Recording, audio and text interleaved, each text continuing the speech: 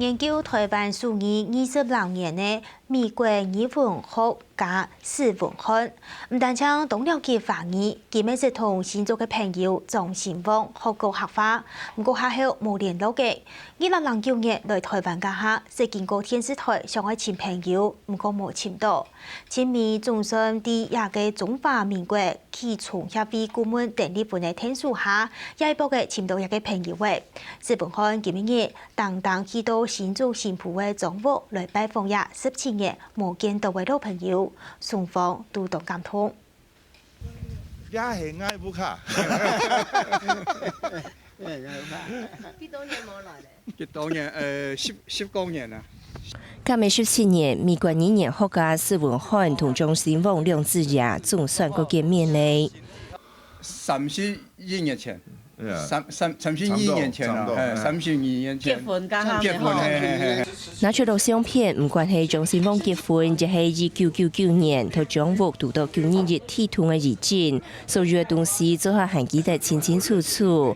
自講今日見面了後，實認知一片但唔見天花紅嘛，一片嘅手機界配聯絡唔到。2009年，施文翰來台灣聽書聽中奧運嘅時，是公開請莊新旺，規模還係千冇年。愛怎麼說？我抱他，哇，太久了，已經17年左右，哦，太久了。愛動想念伊，期待講機會打電話來愛不下麼？了聽到佢嘟佢定愛爸爸嘅名，佢透過小丁來簽就簽到所以就有機會講要留意新埔咩？因為我啲族別嘅上課，都我要當到學生嘅我就把這個訊息就同佢哋學生嘅講，就散布出去之後，他哋就上菜就請到嘅阿旺嘅爸爸。檢討南無藍色木柱嘅施文翰是同華語講得當流利，係到1978年來台灣研究華語，未開辦教英文。